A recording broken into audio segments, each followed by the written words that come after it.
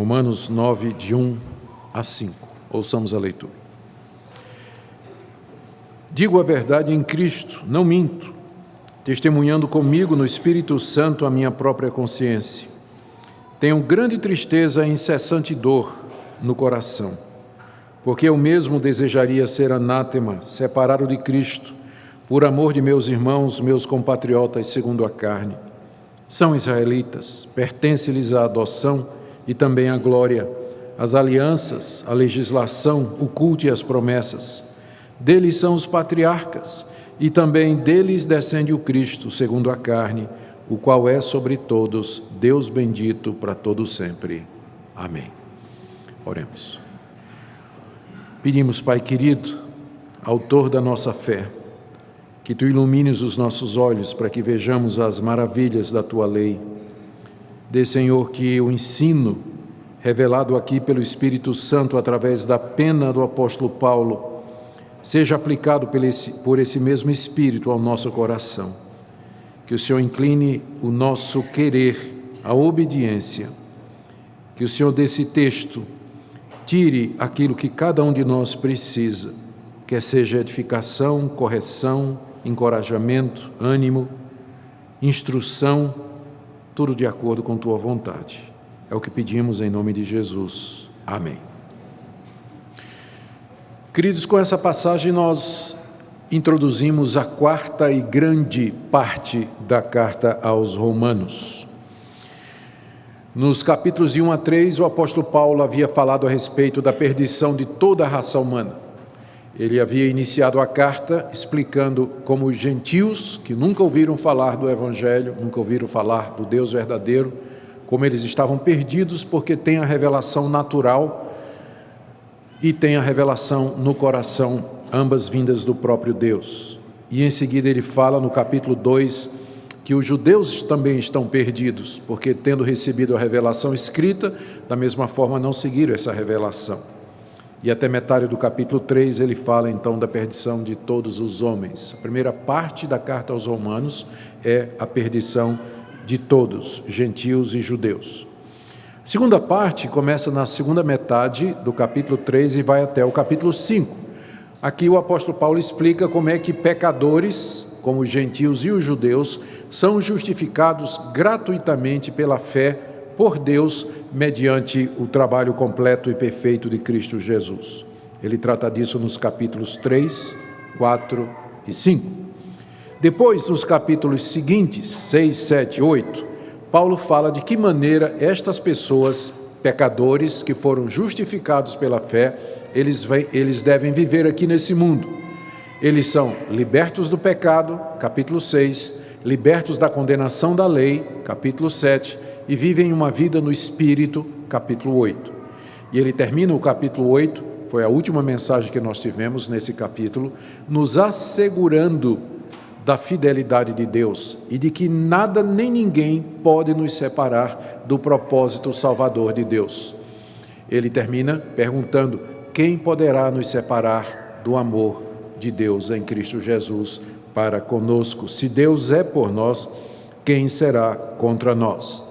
Só que essa afirmação de Paulo, de que Deus vai manter a sua palavra, que Deus não vai permitir que nada nos separe do seu amor, ou seja, de que Deus é fiel à sua palavra e às suas promessas, levanta a seguinte questão, ou algumas questões. Se Deus é tão fiel e poderoso assim, por que tantos judeus rejeitaram a Cristo? Por que as promessas feitas a Israel, elas falharam?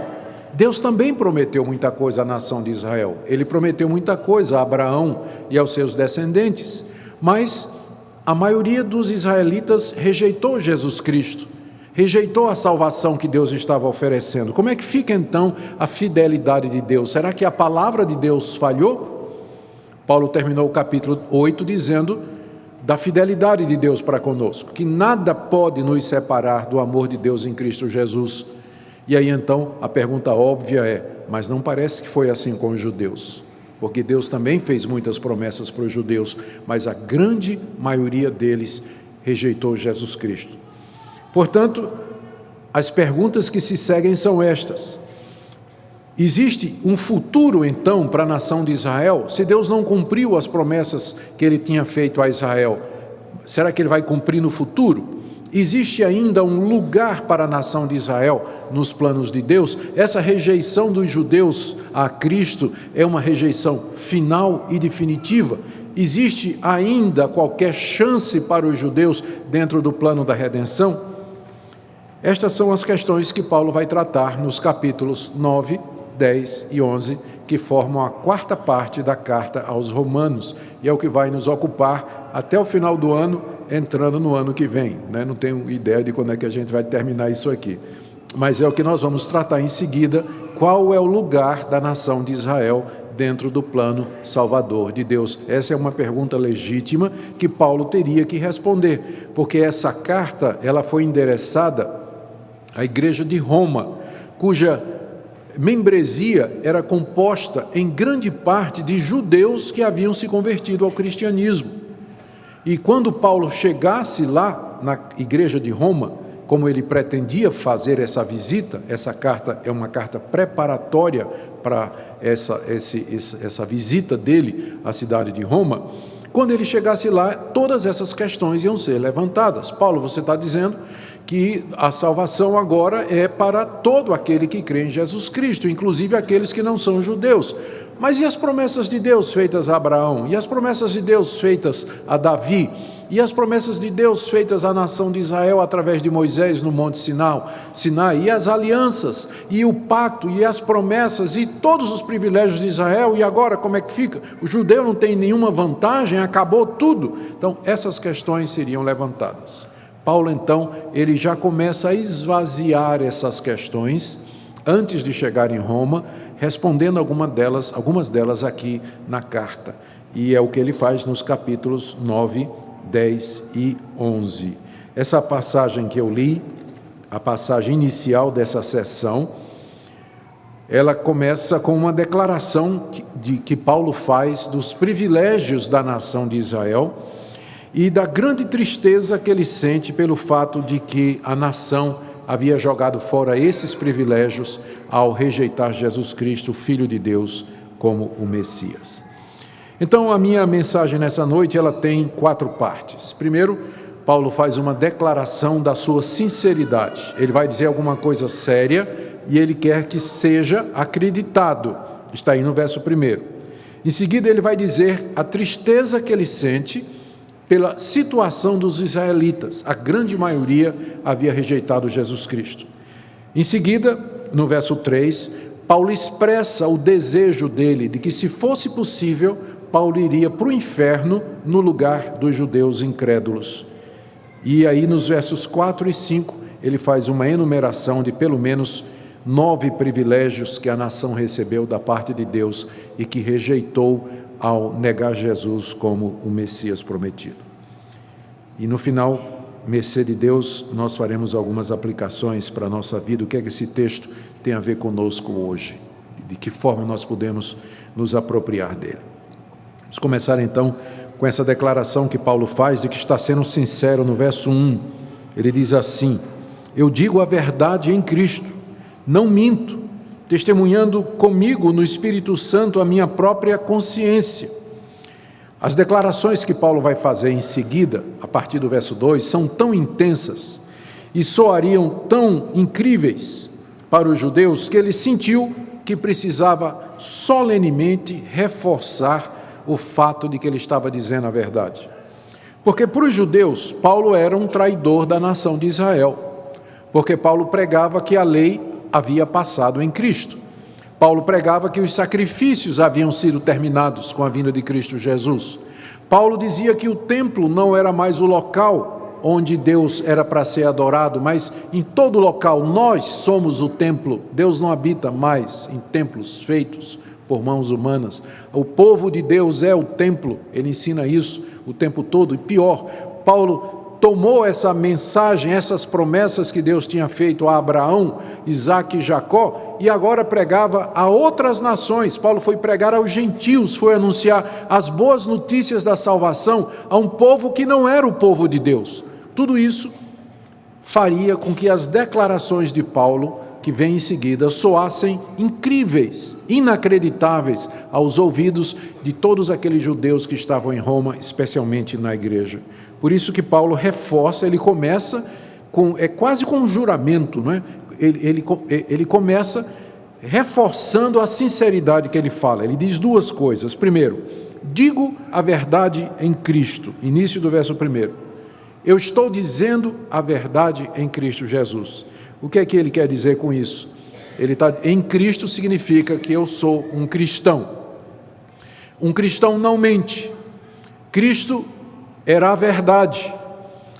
Alguém que está em Cristo, ele não mente. A mentira não é a maneira normal e usual dele se comunicar. Eu estou dizendo a verdade em Cristo, porque eu podia dizer de outra forma, porque eu sou um cristão, o que eu vou dizer é verdade, porque um cristão não mente. Eu estou em Cristo, digo a verdade, como convém àquela pessoa que professa a fé em Cristo Jesus, ou seja, querendo que os seus leitores acreditem no que ele vai dizer, Paulo primeiro apela para o fato de que ele está em Cristo Jesus e que é incompatível com a pessoa de Cristo que um seu discípulo fique contando mentira, ou falseando os fatos, ou dando uma ideia errada da verdade, ou escondendo a realidade. Digo a verdade em Cristo, estou na presença de Cristo, Ele me conhece, eu não posso mentir, Ele conhece o meu coração, conhece a minha consciência. É como se Paulo quase que estivesse chamando Cristo como testemunha ao lado dele, para dizer assim, o que eu estou declarando a vocês é a verdade, porque eu estou em Cristo, eu chamo a Cristo como testemunha do que o que eu vou dizer é verdade. Veja como é solene essa afirmação. E lembrem do que disse Jesus, seja a tua palavra, sim, sim, não, não. Então ele chama Cristo como testemunha do que o que ele vai dizer é verdade. A segunda parte dessa declaração solene, ainda no verso 2, é quando ele diz assim, testemunhando comigo no Espírito Santo a minha própria consciência. Primeiro, ele apelou para Cristo como testemunha e agora ele apela para o testemunho do Espírito Santo na sua própria consciência. É como se ele dissesse que ele está com a consciência tranquila e que o próprio Espírito Santo testifica na consciência dele de que o que ele está dizendo é verdade. Essa palavra que ele usa aqui, que o Espírito Santo testemunha comigo na minha consciência, é uma expressão similar àquela que ele usou no capítulo 8, quando ele disse que o Espírito Santo testifica com o nosso espírito de que nós somos filhos de Deus. Todo crente verdadeiro sabe o que é isso, ele tem uma consciência iluminada pelo Espírito Santo, e o Espírito Santo diz ao crente quando ele está falando a verdade e quando ele está mentindo. Se a luz vermelha não acende na sua consciência, quando você diz uma mentira, alguma coisa está errada. Porque a consciência do cristão, o Espírito Santo testifica com a consciência do cristão. Ele diz lá dentro do coração, quando o cristão está dizendo a verdade ou não. Então você sabe quando você está mentindo. O Espírito Santo diz a você. Paulo está afirmando aqui, nesse exato momento, o Espírito Santo está testificando no meu coração que eu estou dizendo a verdade. Porque eu sou cristão, e o Espírito Santo me testifica dessa verdade. Em resumo, o que Paulo está dizendo aqui é o seguinte, o que eu digo é verdade. Eu sou de Cristo e não minto, pois a minha consciência, que é controlada pelo Espírito Santo, também me afirma que eu não estou mentindo. Que juramento solene, que palavra solene de Paulo, introdutória do que ele vai dizer. E quando nós chegamos no verso 2, aí fica claro porque é que Paulo preferiu prefaciar o que ele vai dizer com essa declaração de verdade e de sinceridade, porque o que ele vai dizer aqui com certeza soaria como mentiroso, ou falso, ou hipócrita aos ouvidos de um judeu que achava que ele era traidor. O que é que ele diz? Está aqui no verso 2 e a segunda parte da nossa mensagem, ele expressa o que ele sente pelos judeus incrédulos, por aqueles israelitas que negaram a Cristo. Ele diz, verso 2, eu tenho grande tristeza e incessante dor no coração. Mentiroso, Deixa disso, Paulo, tu não sente nada pela nossa nação. Se tu sentisse alguma coisa pela nossa nação, você não estaria pregando para os outros povos, você não estaria falando contra o templo, falando contra a lei, falando contra os sacrifícios. Não, eu digo a verdade em Cristo, eu não minto, o Espírito Santo testifica comigo. Eu tenho uma grande tristeza no meu coração e uma grande tristeza e uma dor incessante no meu coração por conta da rejeição do meu povo. Era isso que Paulo sentia diante daquela situação. Grande tristeza, não era uma tristeza pequena não, era uma tristeza grande. Paulo vivia de luto pela situação do seu povo, vivia de luto pela rejeição dos judeus. E não somente isso, ele acrescenta ainda que ele sentia uma dor incessante no coração. A palavra que é usada aqui para dor, que Paulo usou para dor, era uma palavra que era frequentemente usada no grego daquela época para se referir à dor causada por uma fratura de um osso ou um corte causado por uma espada, uma dor física muito intensa, que Paulo usa para se referir à dor emocional que ele sente. E ele acrescenta duas coisas: era uma dor incessante, ou seja, era uma dor que não parava, ele acordava com ela, ia dormir com ela. A gente sabe que quando a gente tem alguma expectativa de que a dor vai parar, a gente suporta bem. É até assim que a gente consegue convencer os nossos filhos a tomar vacina, né? Ou levar uma injeção. É só uma picadinha, vai passar logo. Aí a gurizada aceita. Mas e quando é uma dor incessante? Que era o que Paulo sentia na sua alma. Uma incessante dor, e ele acrescenta no coração. O coração é a sede da existência humana na linguagem bíblica. Ou seja, é alguma coisa que eu sinto no mais íntimo do meu coração. Essa dor incessante por conta do que está acontecendo com o meu povo. E são três coisas que fazem com que Paulo vivesse num estado constante de luto e de dor angustiante no seu interior por conta da sua nação. Primeiro, o fato de que a grande maioria dos israelitas rejeitou Jesus Cristo. Jerusalém em peso gritou: crucifica-o! Os líderes da nação judaica o rejeitaram, consideraram endemoniado, falso profeta, e o entregaram aos romanos. Depois perseguiram os discípulos de Cristo, os apóstolos. O livro de Atos nos traz essa narrativa. Prenderam, chicotearam, conseguiram que Herodes decapitasse Tiago.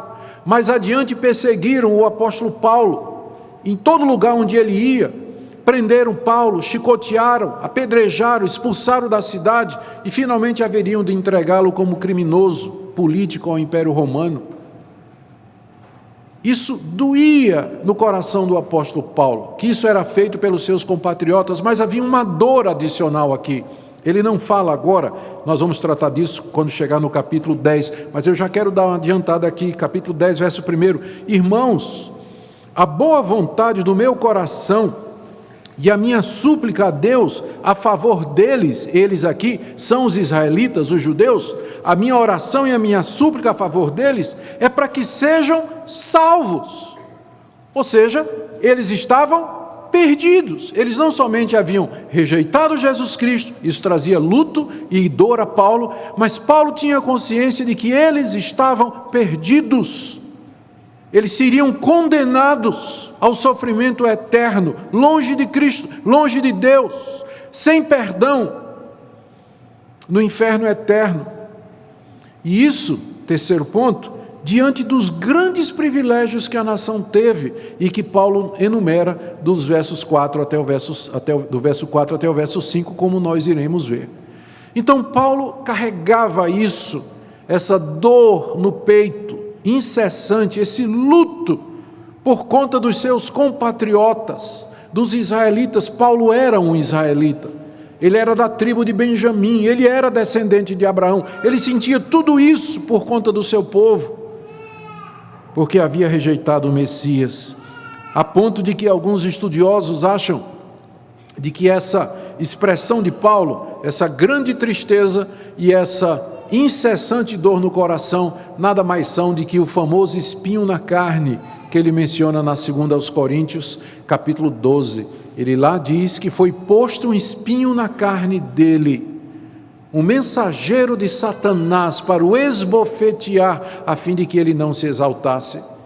Alguns comentaristas acham que o espinho na carne de Paulo era essa dor incessante que ele sentia, e esse luto que ele levava na alma pela rejeição do seu próprio povo com respeito ao Messias e da mensagem que ele pregava. É por isso que ele precisou, no início, dizer assim: eu estou dizendo a verdade, chamo Cristo como testemunha e o Espírito Santo de que eu estou dizendo a verdade. O que eu sinto por vocês, mesmo que vocês rejeitaram o Messias, mesmo que vocês me perseguiram, mesmo que vocês me apedrejaram e me rejeitaram, o que eu sinto por vocês é um luto constante e uma dor incessante no meu coração.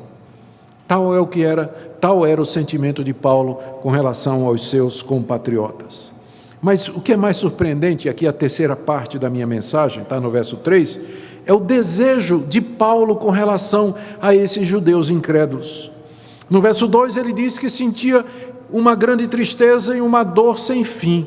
Mas aqui no verso 3, olha o que ele diz: porque eu mesmo desejaria ser anátema, separado de Cristo, por amor de meus irmãos, meus compatriotas, segundo a carne. Isso é mais inacreditável do que a primeira parte. O que Paulo está dizendo aqui é o seguinte: se fosse possível, se isso trouxesse a salvação do meu povo, eu trocaria de lugar com eles, eu iria ao inferno no lugar deles. Ele faz isso com duas expressões. Primeiro, eu desejaria ser anátema. A palavra anátema significa amaldiçoado. É aquela mesma palavra que ele usa lá em Gálatas 1, quando ele diz assim, que mesmo que venha um anjo do céu, ou eu mesmo, que pregue um evangelho diferente desse que já foi anunciado a vocês, que seja anátema, que seja maldito, maldito por Deus. E se é maldito por Deus, portanto está destinado à condenação e à destruição. É a mesma palavra que Paulo usa aqui para dizer: eu tenho vontade, eu tenho desejo de me tornar maldito no lugar do meu povo, se pudesse dessa forma salvá-los da condenação e da destruição eternas. Eu quisera ser anátema por conta dos judeus incrédulos. Segunda coisa que ele diz: eu queria ser separado de Cristo. Se isso fosse trazer união com Cristo para o meu povo, eu morreria no lugar do meu povo e iria para o inferno no lugar do meu povo, diz o apóstolo Paulo.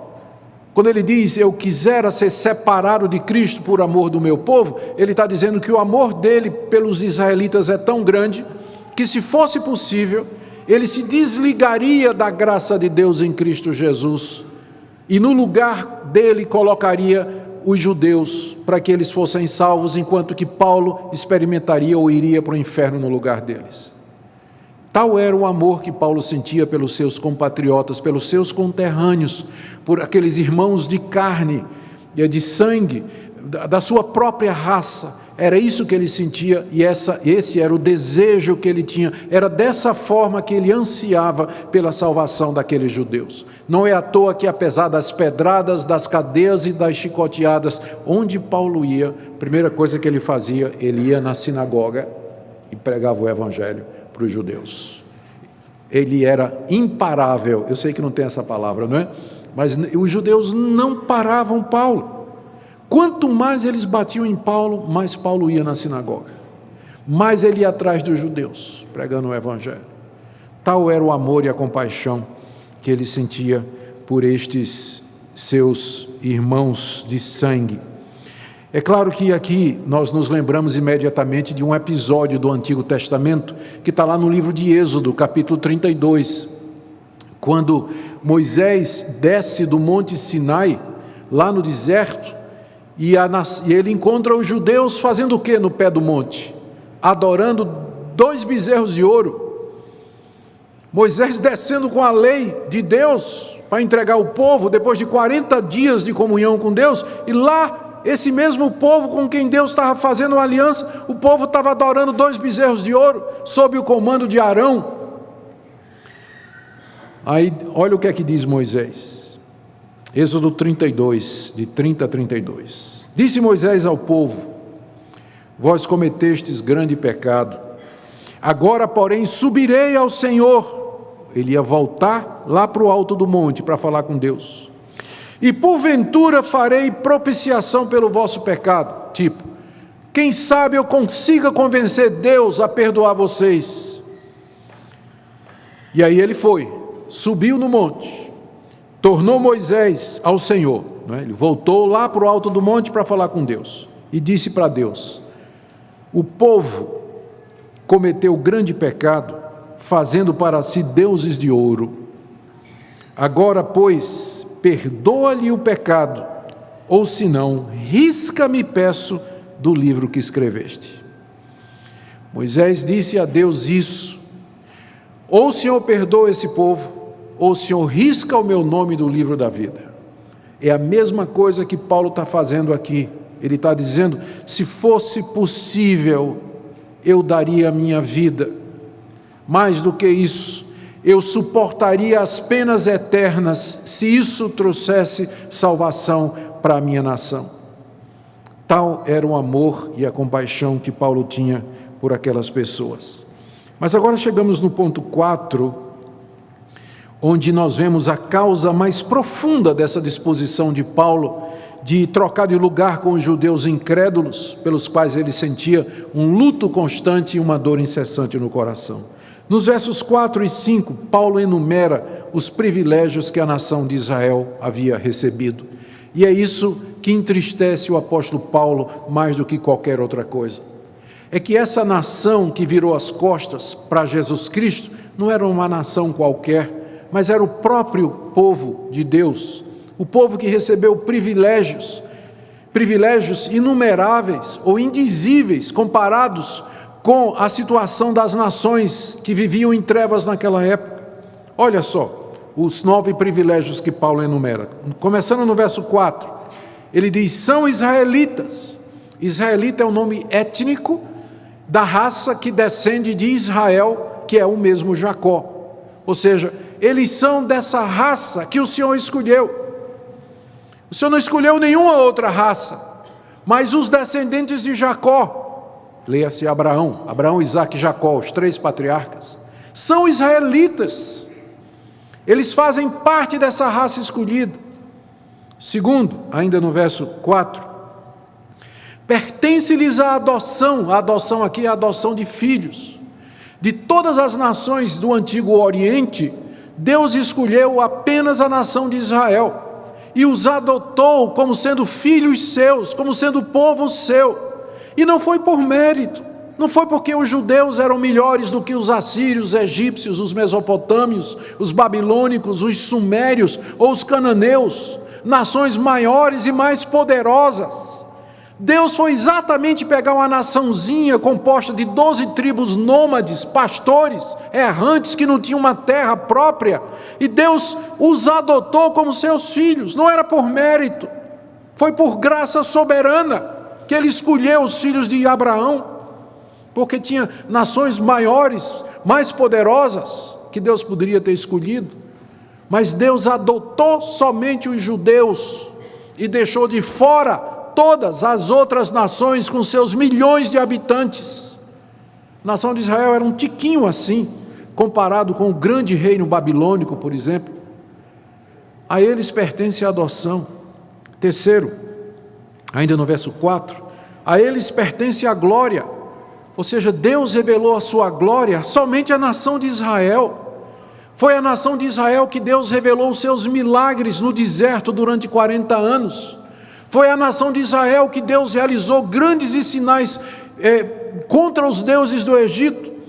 Foi para a nação de Israel que Deus apareceu numa coluna de nuvem durante o dia e numa coluna de fogo durante a noite. Foi a nação de Israel que Deus manifestou sua glória no alto do monte Sinai, descendo sobre o monte na nuvem, com raios e trovões e relâmpagos, a ponto de que o monte todo tremia. Somente a nação de Israel viu a glória de Deus. Em quarto lugar, ainda no verso 4, Paulo menciona: a eles pertencem as alianças. A aliança é um compromisso, é um pacto entre duas pessoas em que elas se comprometem em termos de privilégios e obrigações. Deus chamou a nação de Israel, os filhos de Abraão, e fez um pacto com eles, fez uma aliança com eles, que envolvia obediência, privilégios, bênçãos, condições. Deus se deu à nação de Israel como sendo Deus, e ele recebeu a nação de Israel como se fosse um povo. Deus não fez isso com os egípcios, Deus não fez isso com os babilônicos, não fez isso com os assírios, não fez isso com os filisteus, com os amorreus, com os cananeus, os habitantes da Palestina. Não, Deus fez isso somente com a nação de Israel, o povo com quem ele fez um pacto, uma aliança. E junto com a aliança, Deus deu, em quinto lugar, a legislação, a lei de Deus, a santa lei de Deus.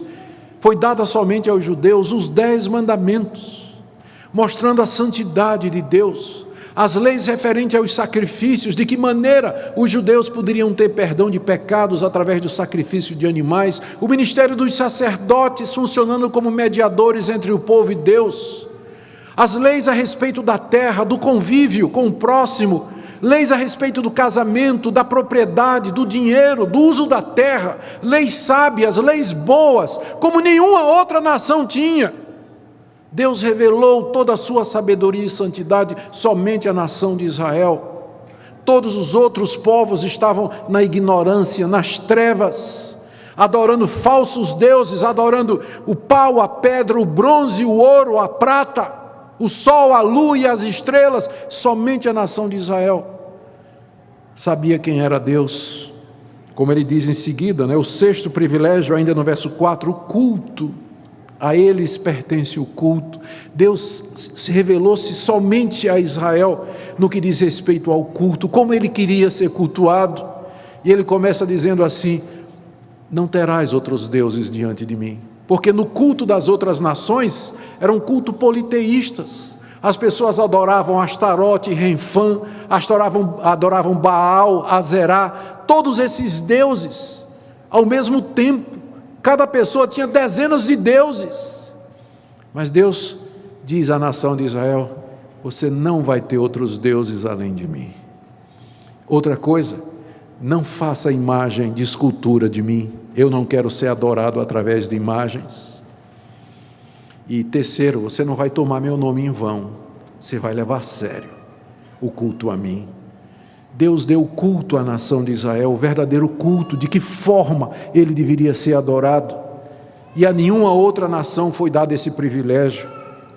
Em sétimo lugar, sétimo privilégio, ainda no verso 4, a eles pertencem as promessas, aquelas promessas que Deus fez a Abraão: eu vou te dar essa terra, em ti serão benditas todas as nações do mundo, os teus descendentes herdarão a terra, de ti virá aquele que será o Salvador do mundo. Mesmas promessas repetidas a Isaac, mesmas promessas repetidas a Jacó, mesmas promessas repetidas depois à nação de Israel, quando Deus dá a lei através de Moisés, mesma promessa feita a Davi. As promessas, muitas promessas, entre elas, de que aquela nação seria um instrumento de Deus para a salvação do mundo, porque deles viria o Messias. Deus não fez essas promessas a outros povos, mas somente a nação de Israel. Oitavo privilégio, verso 5, deles são os patriarcas. Quem são os patriarcas? Todo mundo sabe: Abraão, Isaque e Jacó. Os patriarcas, aqueles monumentos de fé, pessoas que marcaram a história, homens de referência, eles são do povo de Deus, são israelitas. É deles que vêm os patriarcas, com quem ou a quem Deus fez todas essas promessas e as ratificou. E o último e o mais importante de todos os privilégios, estou aqui no verso 5, deles descende o Cristo segundo a carne. O Messias, o Salvador do mundo, ele veio dos judeus. Jesus de Nazaré era da tribo de Judá, ele era descendente de Davi, ele era um israelita, ele era filho de Abraão, e era ele o Salvador do mundo. Deles, dos judeus, descende o Cristo segundo a carne. E Paulo acrescenta alguma coisa incrível, dizendo o qual é sobre todos, esse Cristo, ele é sobre todos, Deus bendito para todos sempre. Depois dele ter dito que o Cristo, segundo a carne, veio dos judeus, Paulo sentiu necessidade de enfatizar a natureza divina de Cristo. Ele não somente é homem, segundo a carne, ele veio de Davi, mas ele é sobre todos, Deus bendito eternamente. Essa é uma das passagens do Novo Testamento que se refere a Cristo como sendo Deus. Não são muitas explícitas como essa. Então lembra dessa passagem da próxima vez que você conversar com seu amigo testemunho de Jeová. Cristo é chamado claramente de Deus aqui. E aqui, olha o privilégio. Deus um dia resolveu visitar a sua criação, visitar a humanidade. E ele veio, que raça ele escolheu? Ele escolheu em que, ele encarnou, em que tipo de gente? Num judeu. Ele tomou a forma de um judeu, foi a raça que ele escolheu para se manifestar. Ele não se encarnou como um egípcio, ele não se encarnou como um filisteu, ele se encarnou como um israelita. Deles descende o Cristo, que é Deus eterno sobre todos. Que grandes privilégios essa nação não recebeu, meus irmãos.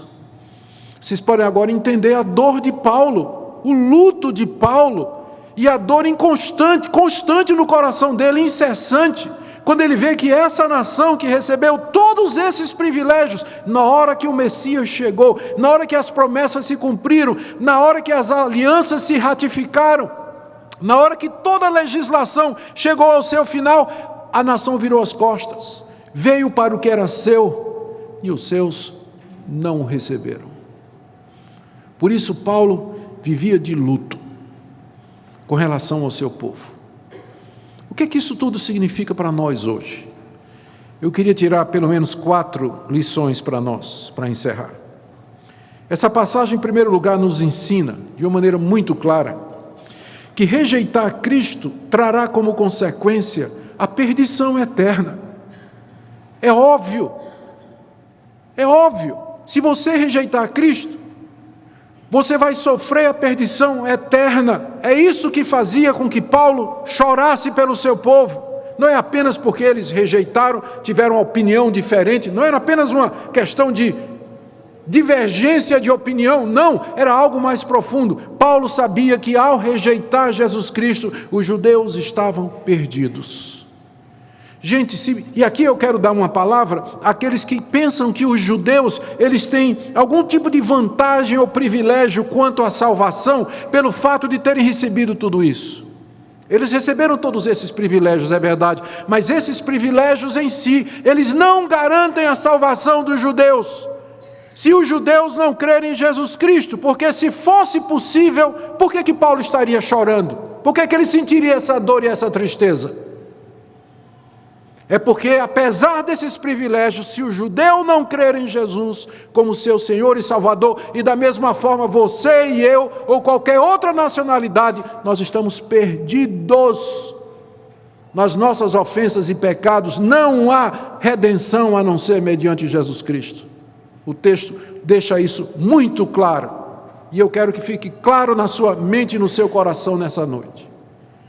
Segunda coisa, esse texto ele nos ensina a ter sentimentos de tristeza e pesar pelos nossos compatriotas brasileiros, que até o momento continuam rejeitando a Jesus Cristo, como sendo o único salvador da culpa e da condenação. Esse sentimento que havia em Paulo deveria ser o mesmo sentimento que nós deveríamos ter também pelos nossos compatriotas brasileiros, embora nós não tenhamos recebido esses privilégios que a nação de Israel recebeu. E aqui uma palavra àqueles que frequentam a igreja, como se isso fosse tudo que é o cristianismo. Há pessoas que são membros de igrejas, e eu digo, dessa igreja, e que pensam que ser cristão, ser evangélico, o que Deus pede deles, é que participem de algum culto nos domingos, quando dá, contribuam eventualmente ou regularmente ou participem de alguma atividade e eles não sentem a menor compaixão pelo vizinho, pelo colega de trabalho, pelos amigos na escola, não sente nada. Não olha para as pessoas e vem apenas como árvores caminhando, como aquele cego que no começo, ao ser curado por Jesus perguntou: você está vendo alguma coisa? Ele disse: eu estou vendo homens caminhando como árvores, como se fossem árvores.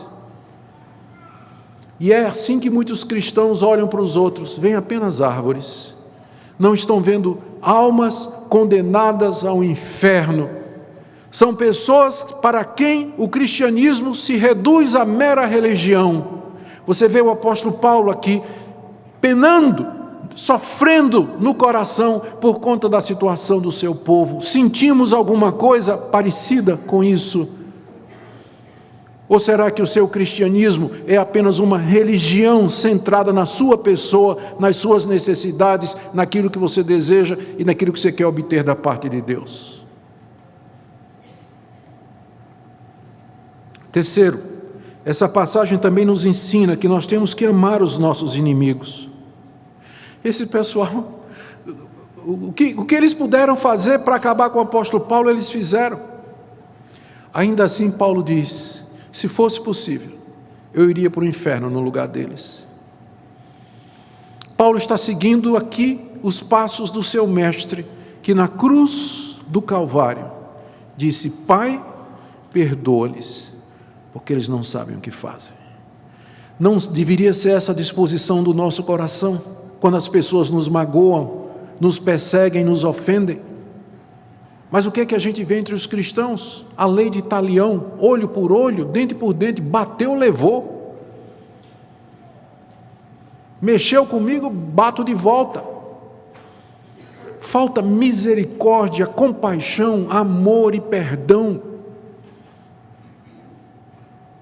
Textos como esse nos mostram a profundidade do amor de Deus e do poder de Deus que pôde transformar esse judeu perseguidor que foi o apóstolo Paulo, nessa pessoa com uma alma quebrantada, cheia de amor, inclusive pelos seus perseguidores. Ele pode fazer a mesma coisa com você, em termos de lhe ensinar a perdoar quem lhe ofende, quem lhe persegue, quem lhe maltrata, quem lhe calunia, quem lhe causa mal. Não só você perdoar, mas você orar por essa pessoa e dizer: Deus, eu me coloco à tua disposição para eu ser uma bênção na vida dessa pessoa no que for possível. É nisso que o cristianismo quer nos transformar.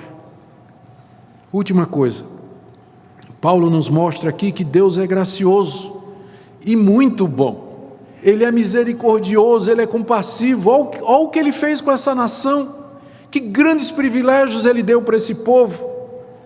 Mas por outro lado, essa passagem também nos mostra que se nós rejeitarmos esses privilégios, nós estamos perdidos para todo sempre. E que não há mais outro caminho ou outra possibilidade.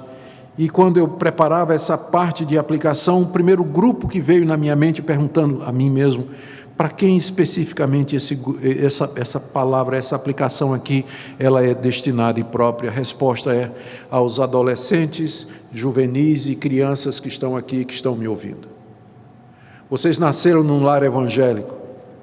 Vocês foram batizados em nome do Pai, do Filho e do Espírito Santo quando crianças, ou foram consagrados a Deus pelos seus pais. Vocês cresceram ouvindo o Evangelho,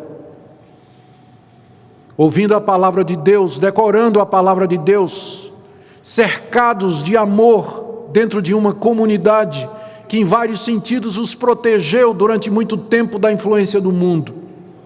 Vocês foram criados por pais amorosos que oraram por você, que dedicaram você a Deus desde o ventre, quando você estava no ventre de sua mãe. E você cresceu e vem crescendo com esses privilégios. Não jogue isso fora. Não jogue isso fora, mas ao contrário, agradeça a Deus por isso. Diga: Deus, que privilégio o Senhor me deu, como a nação de Israel, de já nascer num lar evangélico, pertencer a uma igreja, ouvir a verdade desde criança. quando há centenas de milhares de pessoas que nunca ouviram nem o nome de Jesus. E você cresce com essa riqueza, você que está me ouvindo. Não jogue fora esses privilégios, porque de Deus não se brinca, não se zomba. A quem muito se dá, muito também será pedido. Enquanto você pode, professe a sua fé. Declare publicamente o seu cristianismo, envolva-se com o Senhor Jesus, entregue-se a Ele sem reserva, buscai ao Senhor enquanto se pode achar, invocai-o enquanto está perto. E Ele está perto hoje à noite, Ele está aqui entre nós nessa noite, e Ele conhece você, e sabe de todos os privilégios que você teve. Eu queria orar com vocês agora, pedindo que Deus nos encha de amor e de gratidão, porque nós somos o povo que herdou estas coisas no lugar de Israel. Quando Israel rejeitou esses privilégios, Deus o entregou a outro povo, que é um povo espiritual, composto de brasileiros, americanos, europeus, chineses, coreanos, latino-americanos, africanos, todos que em todo lugar creem no Filho de Abraão. Nós recebemos esses privilégios, devíamos ser um povo feliz, grato a Deus, porque Ele nos escolheu e nos chamou e nos fez herdeiros de Abraão e das promessas. Eu quero orar também para que Deus quebrante o seu coração, para que você possa ter compaixão das pessoas ao seu redor, para que você possa ter uma visão da realidade que espera essas pessoas depois da morte, para que você se disponha a ser instrumento de Deus na salvação dessas pessoas, para que Deus quebre esse cristianismo superficial, religioso, no qual você tem vivido, mas o cristianismo seja algo pujante na sua vida, que transforme seu coração constantemente, fazendo de você um instrumento de Deus. Oremos. Ó bendito Espírito Santo, aplica a Tua palavra no coração de todos aqui nessa noite. A começar de mim, dá-me mais paixão pelo Teu Evangelho, dá-me mais paixão pelas pessoas perdidas, dá-me mais alegria pelos grandes privilégios que o Senhor me deu e nos deu. Oro pelos nossos filhos que cresceram cercados do amor do Evangelho. Oro pelas crianças, juvenis, adolescentes e jovens da nossa igreja, e também daqueles outros que o Senhor tem chamado de famílias quebradas, destituídas do conhecimento de Deus, mas que o Senhor os está trazendo e que estão na nossa igreja também. Oramos por eles. Oramos, ó Deus, por essa igreja, que o Senhor nos dê um avivamento espiritual, que o Senhor quebrante o nosso coração, que o Senhor rompa as fontes do pecado, que o Senhor nos encha do Teu Espírito Santo, dá-nos um coração como o coração do Teu Filho, como o coração do apóstolo Paulo também.